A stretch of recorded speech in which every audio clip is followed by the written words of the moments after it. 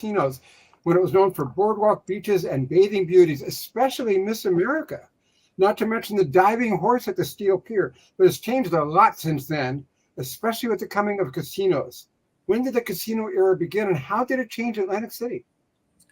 Well, actually, interesting enough, the casino referendum was on the ballot in 1974, and it actually failed, and it failed miserably. So I had to wait 2 years for it to go back on the ballot in 1976.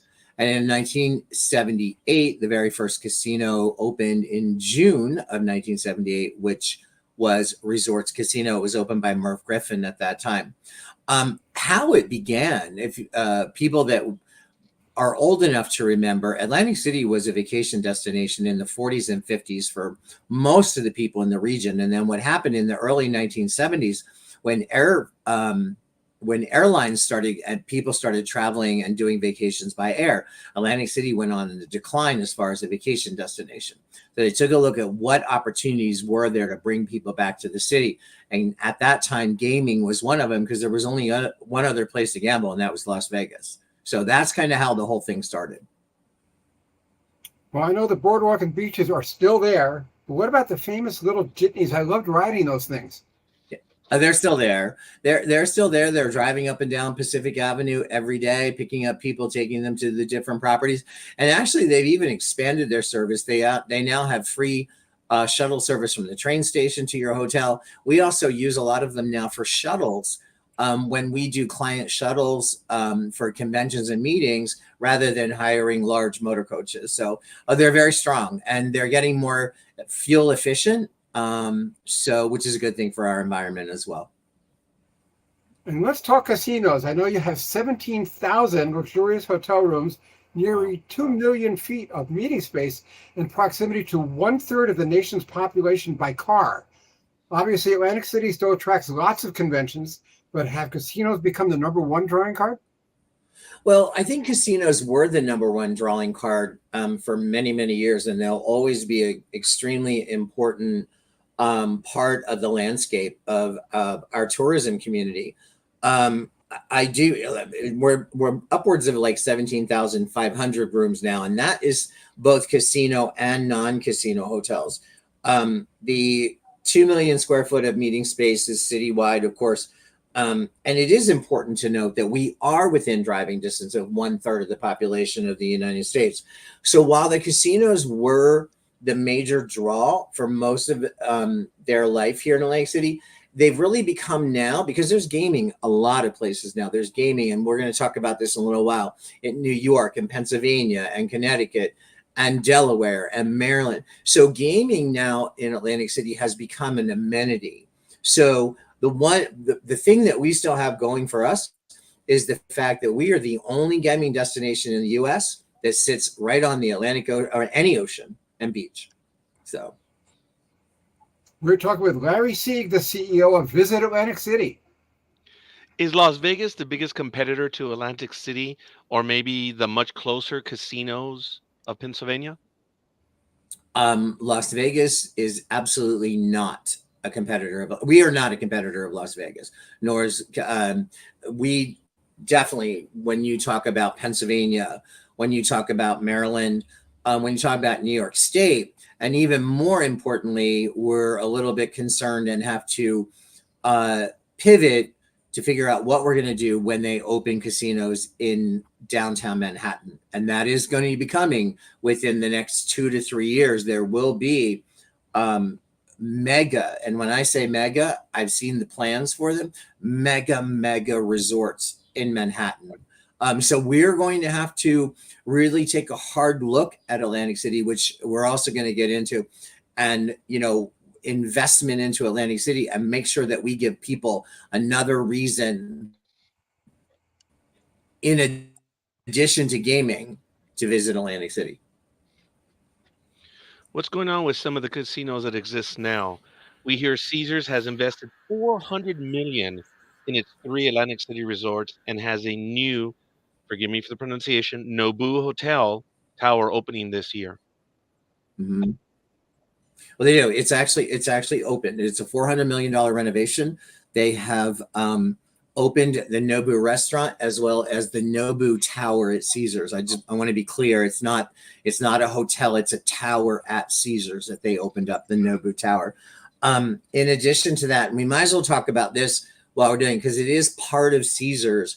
They also entered into a partnership with Spiegelworld out of Las Vegas, who put in $75 million to restore the old Warner Theater, brought in a new restaurant called Super Frico, and we have the very first resident show in Atlantic City called The Hook.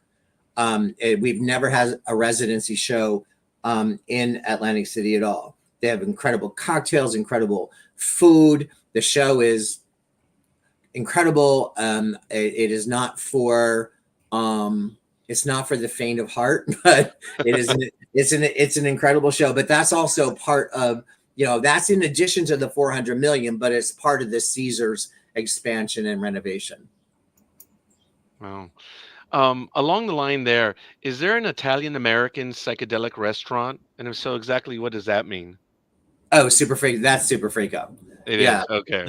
I wish I could take you on a journey of Super Freako. As a matter of fact, I just did a site inspection today with some potential clients that want to do an event here, and I took them actually to see Super Freako and the Warner Theater. And I think when they walked in Super Freako and saw the different, Super Freako the restaurant is designed to look like you're backstage at a theater. They have different rooms. They have the prop room. They have the makeup room, and you eat in all of these different behind the scenes rooms.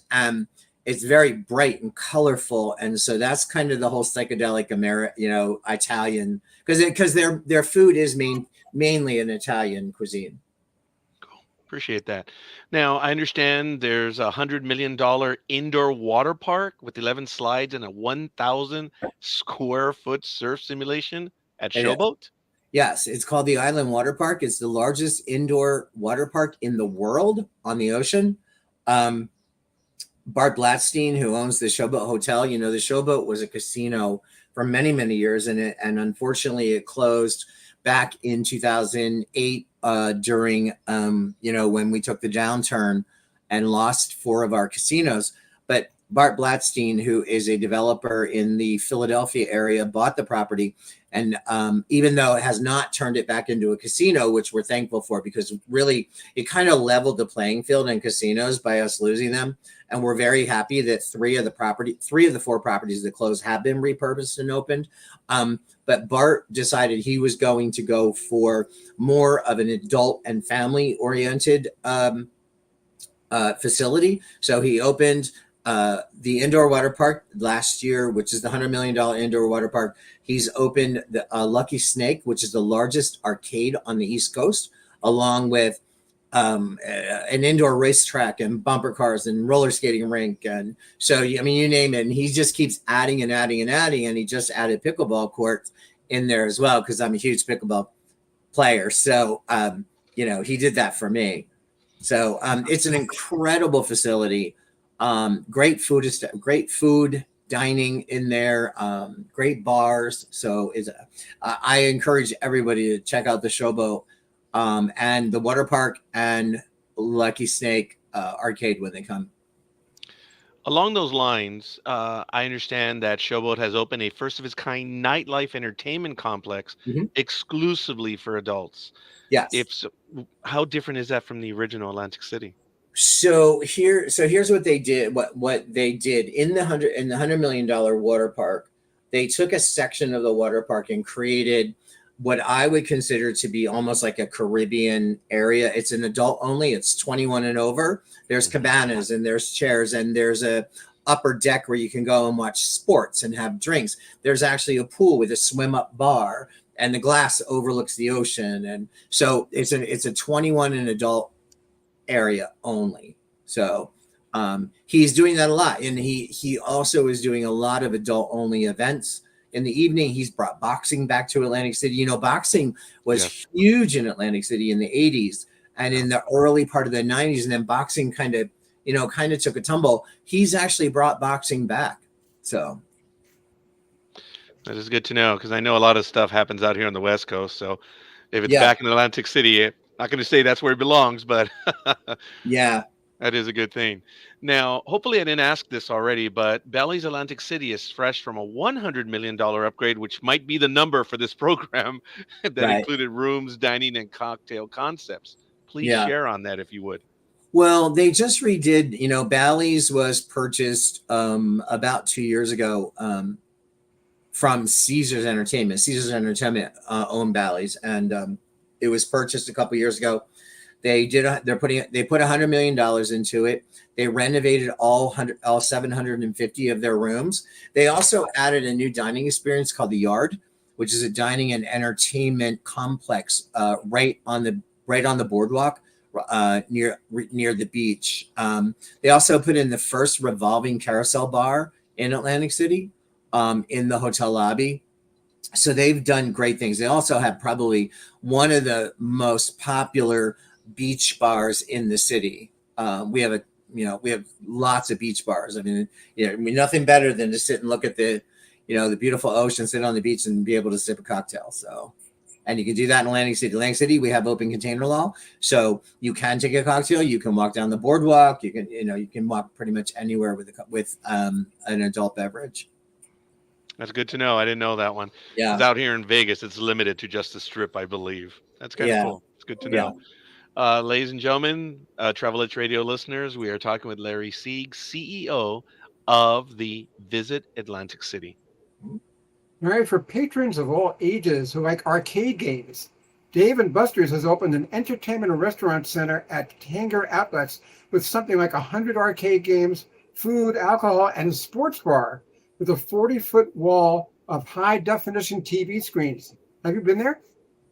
Absolutely. I was there for the opening, and I'll go quite often on Thursday night with friends because I have friends that are bartending there. It's a great venue for families, but it's also a great place for going and watching sporting events. I mean, when you have a 40-foot high definition wall with sports on it, I can watch and I'm going to do a plug here. I can watch my Eagles, my Sixers, and my Phillies, and I'll also say the Flyers. But I'm not a huge hockey fan, but but but it's a great place to go, and especially for families because the kids can play the arcade games, or the adults can as well. But then the adults can sit and they can talk and they can watch the games. And of course, in New Jersey, you can bet on the games, which I know we're going to talk about a little bit later about sports betting. But it's a really great addition. It's right in the middle of the city at the Tanger Outlets, which is our outlet center. We have over 100 outlets right in the heart of the city as you come in. So it's really sort of an entryway, Dave & Buster's, into that area. There's a huge Dave & Buster's right on the water in Philadelphia, and it's the same owners that did it that put it in down here. It's a little bit smaller of a venue, but a great addition to our tourism landscape. For viewers who don't know what Sportsbook is, could you explain it? It's an opportunity really for you to bet on anything and everything in sports. I mean, you can bet up to the moment. I mean, I'll give you an example, like golf. You can take a look at someone like Tiger Woods and he's teeing off on 17. You can bet on if he's going to make par, if he's going to make birdie. I mean, it's the spur of the moment. I mean, it's not just like, oh, I'm going to bet on the 49ers to win this game. Literally, it's every down. It's amazing what you can do. I mean, sports betting is huge. In 2023, sports betting was an $11.9 billion business in the state of New Jersey. 11.9 billion. Wow. That it's amazing. So and it went up. It's about a 9.5% increase from 2022. So we know for a fact that sports betting is really working in Atlantic City for sure. And we hear there's a new sports book at Ocean Casino Resort, which invented some $75 million in adding not only sports book, but 12 floors of new hotel rooms and suites, the gallery bar, and more. Yeah, they did. I mean, they put in new suites. When, just a little bit of backstory. When Ocean first opened, it was called Revel. It opened back in 2001, and it really wasn't open very long before it closed down. And then fortunately, 5 years ago, the Ocean Casino, they repurposed it. It became the Ocean Casino. Well, there was this whole section of rooms in the middle of the tower that were never finished. And so it was Ocean's goal when they bought the property was to finish those rooms. So that's exactly what they're talking about there. It's 12 floors that were never finished. So when you would see the building at night, you would see lights, and then see 12 floors of darkness and then light. So they finally got it. They got those rooms done. The sports book, what they did is they blew it out, and up in the gallery bar, it's basically what they did is they made it look like a stadium. So you can sit up there, have drinks, have a bite to eat, and look down on the sports book, and you've got a wall of screens all the way around you, very similar to what a stadium would look like if you were going to a sporting event. It's incredible facility what they did. I remember when Willie Mays and Mickey Mantle were suspended by Major League Baseball for accepting jobs as greeters in Atlantic City. That's totally changed, hasn't it? Oh, 100%. I mean, as I said, look how much sports betting has grown, not just in Atlantic City, but in New Jersey as a whole. I mean, the 11.9 billion, you can't argue with it, That's for sure. Viewers, you're tuned to Travel Witch Radio, now in our 13th season with Dan Schlossberg and Roger Noriega. Check us out on iTunes, LinkedIn, Instagram, or the Travel Witch Radio Facebook page, among other places. And we're talking with Larry Sieg, CEO of Visit Atlantic City. There's been a long-standing battle between Atlantic City casinos and the state of New Jersey, which wanted to make casinos smoke-free. I know at least some casinos have gone smoke-free, but where do we stand overall on the issue, Larry? Well, it's a very controversial topic. I will tell you, here's what I will tell you. They're in negotiation again now, because the state of New Jersey is considering 100% total smoking ban in the casinos. The New Jersey Casino Association is trying to come up with a compromise. Keep in mind, back in 2008, the state of New Jersey actually banned smoking in all of the casinos for a very, very short period of time. Within the first week, the casinos saw a 20% drop in revenue in 1 week when they did the smoking ban, which is how we got to where we are now, that it's 75 non-smoking, 25 smoking. So it's interesting also to point out that 50 to 72% of all gaming revenue comes from the smoking sections of the casino. And if they do go 100% non-smoking, we are talking about potentially being catastrophic and losing thousands of jobs. So it's a real delicate subject. And I understand from the employee standpoint and from the health standpoint, I understand that. But this is also business. So they need to be able to come to some, and this is going to be between the Casino Association and the state, some type of compromise that seems to work for everyone. But again, if I go back, New York City is going to be opening casinos right in downtown Manhattan. They're not eliminating smoking. They're not smoke free. Pennsylvania is not smoke free. Maryland is not smoke free. So we have to be very careful if we're going to keep the market share. So I hopefully they'll be able to come to a good compromise on that issue, because it is a sensitive issue. Yeah, Larry, on a personal comment, it is a sensitive issue, but these guys are smart, man. Or these business individuals. Sorry, I didn't mean to say that.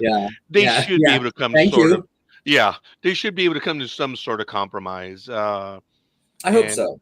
Yeah, I hope so too. but we'll continue. We mentioned the Steel Pier earlier. In Mhm. addition to the two new roller coasters it's adding this year, what else does it have for visitors? Well, first of all, Steel Pier is the one of the most historic landmarks in Atlantic City. I mean, it was the very first amusement pier in the country. And just to clarify, the two roller coasters will open over the next 2 years. One will open this year, and one will open next year. But they just celebrated their 125th anniversary of Steel Pier. And for anybody who is probably 50 and over or 60 and over, knows that Steel Pier was the iconic location for lots of people to get their start, and lots of main acts like Sinatra and the Beatles. And I mean, it's just and it offers now family entertainment and rides and food and live entertainment, music every night. So the roller coasters are going to be a great addition, and it also has the third largest observation wheel in the country, as well. So not in the world, because London Eye Dubai I think is the largest, and then London, but we have the third largest, which reaches 228 feet in the air and has probably some of the most spectacular views of Atlantic City. We know there are restaurants, bistros, and snack bars of every size and description, especially in the Steel Pier, as we mentioned, and on the boardwalk. Tell us Mhm. about the recent openings of the Good Dog Bar and Cardinal, if you would. Well, Good Dog Bar is such an incredible place to go. Look, I mean, where can you take, and it is exactly what it says. It's where you can take your dog to dinner. I mean, Wow. they cater to clientele who have their dogs. And as we know, people who have dogs and people who have pets of any kind, they're really extension of the family. They're no longer just pets. Which is why you see a lot of hotels now, are very pet friendly, because people are traveling now more with their pets. So you can go there and you can have drinks and listen to music, and you can have, Fido right there with you, sitting, laying next to you, and also getting treats from the folks that live there. Cardinal, an amazing restaurant. It actually is repurposed from another building. It's a gastro type restaurant, incredible food. Chef Michael Brennan does an amazing job. We also have on Tennessee Avenue, the Tennessee Avenue Beer Hall. We have Rhythm and Spirits. We have Bar 32, which is actually a chocolate factory and bar. So it's a great place to end your evening with, an espresso martini and like a homemade brownie that they do there, so out of their chocolate. So, but also Atlantic City's dining scene has exploded over the past probably 10 years. I mean, when you have chefs like Bobby Flay and Guy Fieri and Gordon Ramsay and Michael Schultz, and, opening multiple restaurants here. They're not just opening one, they're opening multiple restaurants. Guy Fieri's getting ready to open another new restaurant in another property here. When you have names like that, and Nobu, we talked about Nobu, for example, when you have names like that are putting and investing money into Atlantic City, that we've got a great dining scene. Yeah, no doubt. Now, you mentioned some big names for the gastro fans here. I Mm-hmm. imagine you get a lot of other big name performers, probably because of your proximity to New York. Is that true? We do. Historic Jim Whale and Boardwalk Hall, which is our special events arena, we do a tremendous number of concerts there. I mean, everyone has played there, from Beyonce to Lady Gaga to Elton John to Barbara Streisand to Celine Dion to Rascal Flatts, Michael Bublé. I mean, you name it, they played there. However, what really changed the entertainment scene 5 years ago was when Hard Rock opened. Hard Rock opened in the former Taj Mahal casino. They purchased the building. They purchased the building for They purchased the building. They gutted the entire building, put $500 million into it, and opened one of the largest casino and entertainment complexes anywhere. They have changed the entertainment scene in their arena. They have people who are some Pitbull and Sticks, and they just have some of the top name performers, because it's really great. Because what happens is Hard Rock will sort of buy a tour, and they really tour throughout the year, and they get to go to all the Hard Rock. So there'd be a Hard Rock Atlantic City, or Hard Rock Hollywood, or Hard Rock in another location. So it really works well. Entertainment, we have a very strong entertainment program here in Atlantic City. It definitely sounds like that. Yeah. We are talking with Larry Sieg, CEO of the Visit Atlantic City. Larry, my memory tells me that saltwater taffy was a special treat in Atlantic City.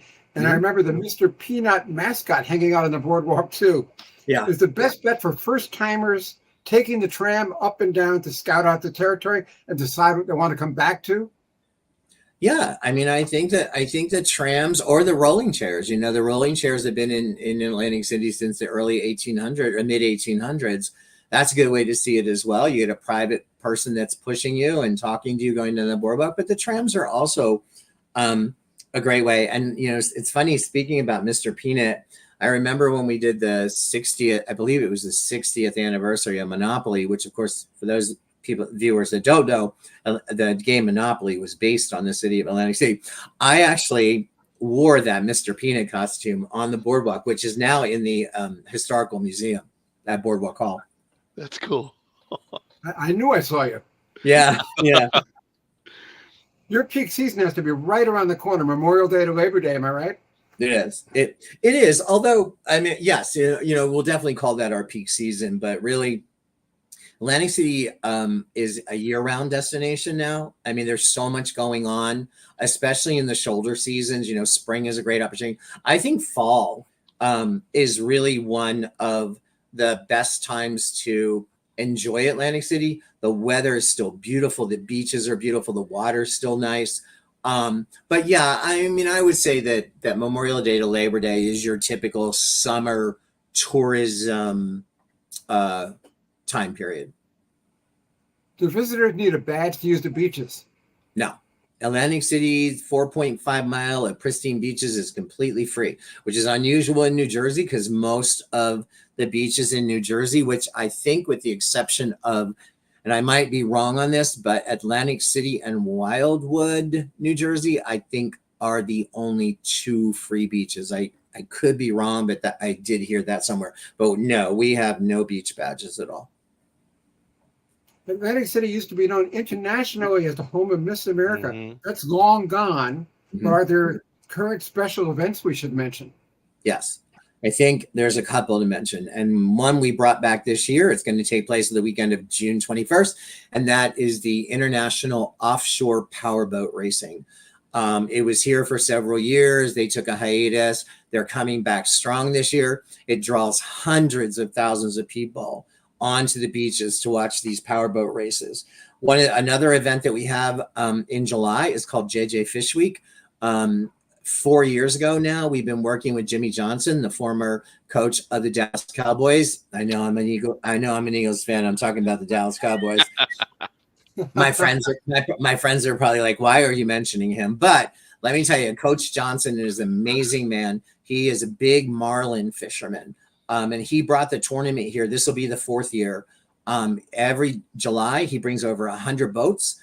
They go out many, many miles offshore. I would never, ever do it again.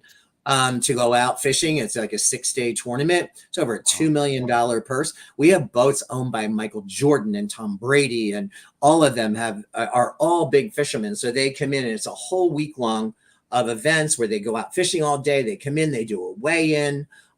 There's it's huge prize money. And then also right on site, they also carve and fillet all the fish, and they actually donate it to the food bank and the rescue mission and other local organizations that feed underserved. So it's a great event. And then the last thing I'd like to mention is we're going in, I believe, to the 18th year or 19th year of the Atlantic City Air Show. It takes place in August. It draws over 500,000 people to the city for one day, brings over $70 million in economic impact into the destination for one day.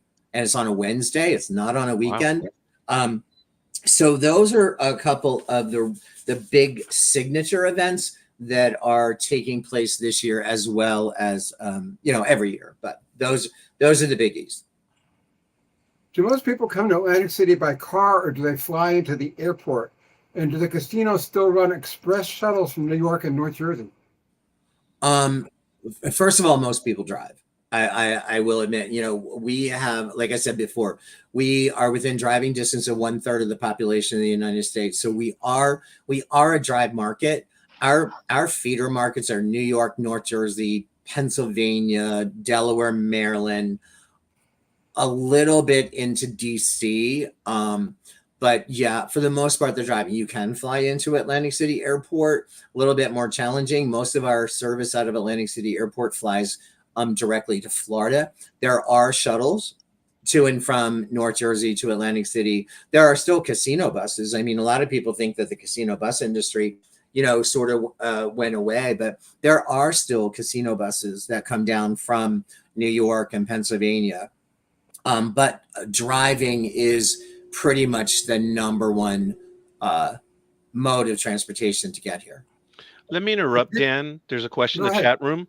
How easy is this? Is from ARC54. How easy is it to get transportation from surrounding cities? And are there ways to do this and not drive?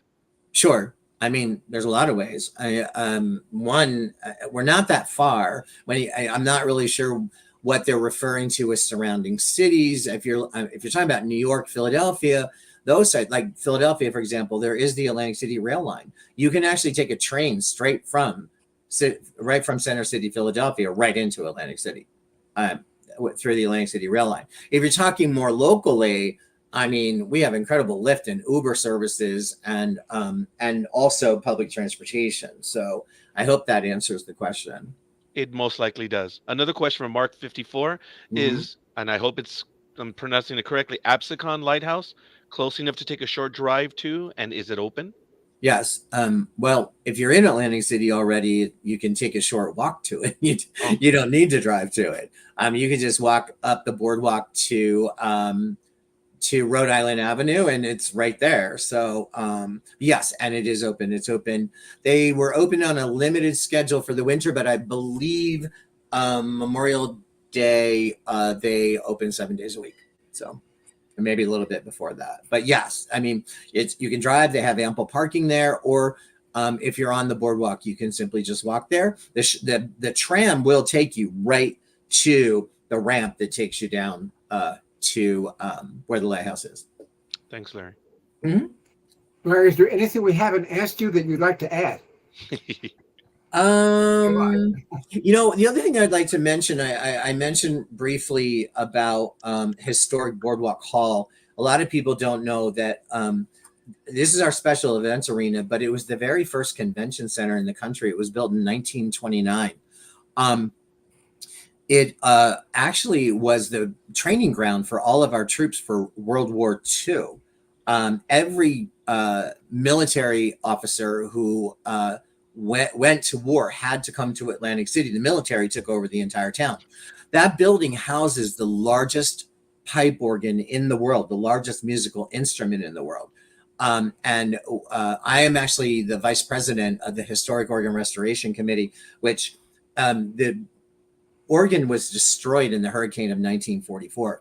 And about 10 years ago, we put a group of people together and brought curators in and brought organ experts in to restore this organ. It's playing right now at about 60%.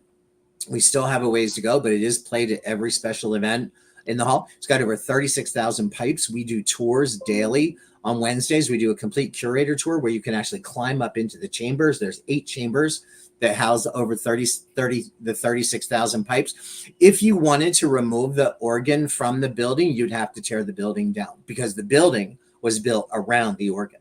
So wow.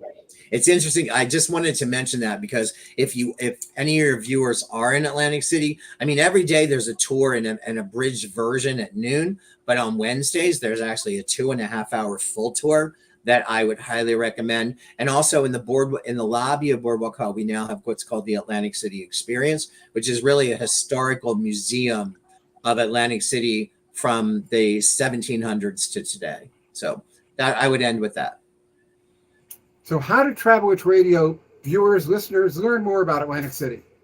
So the best thing to do is to go to my website, which is pretty easy. It's just visitaatlanticcity.com. Okay, our guest tonight on Travel Witch Radio has been Larry Sieg, CEO of Visit Atlantic City. Thank you, Larry, for being our guest. Great show. Thank you so much, guys, for having me. I really appreciate it. And I look forward to seeing you all and welcoming you all to our destination. Thank you so much. And viewers, this is the 50th anniversary of the home run that broke Babe Ruth's record for Hank Aaron. Now is your chance to share that spirit with my new biography, Home Run King, the remarkable record of Hank Aaron, featuring a foreword by Dusty Baker. This 265-page hardcover explores Aaron's contributions, not only as a home run hitter on and off the field, as an athlete and an advocate for civil rights as well. That's Home Run King, the remarkable record of Hank Aaron. Get it today on Amazon.com or come to my signing in Cooperstown, June 20th and July 20th. And that's it for this edition of Travel Witch Radio. Now, this is Dan Schlossberg, along with Roger Noriega, saying thank you for your time this time. Until next time, next week, same time, same place, we'll bring you another great show. We're looking for a great guest, and I'm sure we'll find one. For now, good night and stay safe.